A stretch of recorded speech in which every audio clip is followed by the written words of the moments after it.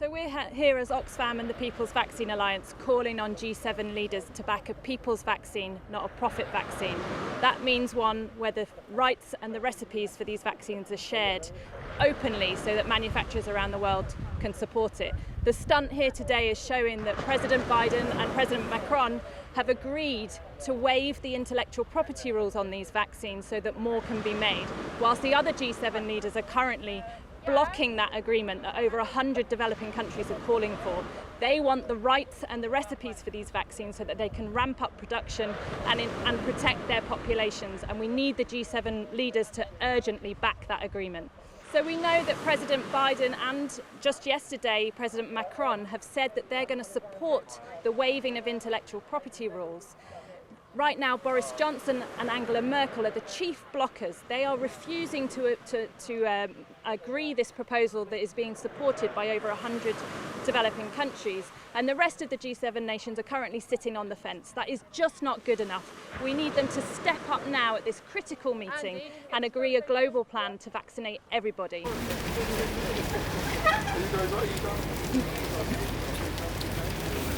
Our message to Japan is that if it continues to burn coal, it will be an international pariah. It's going to make a future more dangerous for its citizens. It's going to make a future more dangerous for the world. Japan has a massive opportunity at the G7 to step up, stop burning coal, and lead the world to a better future. And another one.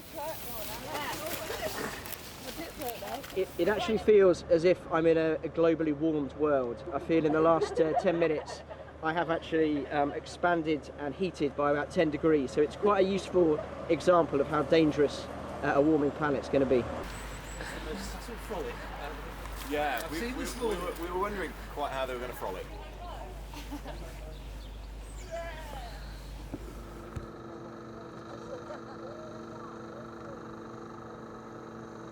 This G7 is meeting as the pandemic still rages. Vaccine justice has to be at the top of their agenda, and that means three things. The G7 needs to share doses, it needs to share technology and know-how so that we can scale up manufacturing capacity, but most of all, they need to share the bill.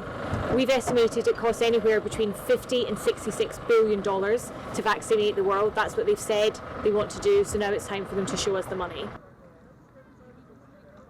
We are meeting as the pandemic still rages. The G7 have announced they want 1 billion doses made available by the end of next summer. What we actually need is 1 billion doses available by the end of this summer. If we can't get ahead of this virus, we will see more and more mutations reaching our shores. None of us are safe until all of us are safe, and that's why we need vaccinations for all. In charge of our coal mine. I invited my friend, you invite me. My friend there, you invite me. Sort this chair round.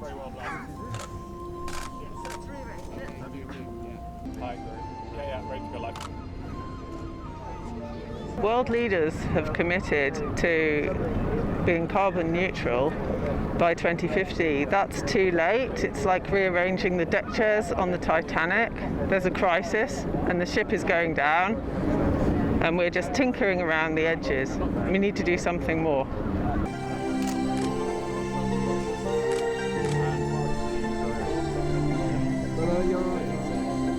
Since the Paris summit, carbon emissions actually gone up. So,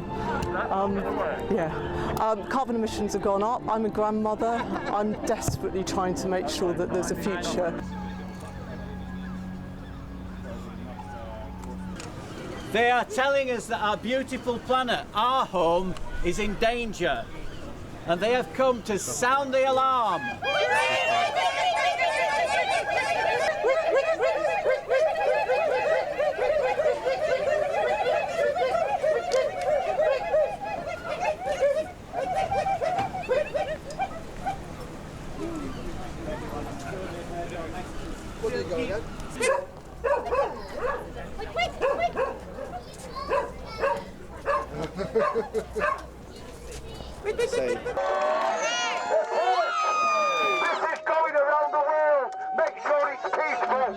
And that's because I'm scared. There are floods, there are fires. This is not something they can just forget about or put off for 20, 50 years' time. This is their reality, their living nightmare. It is the search for profit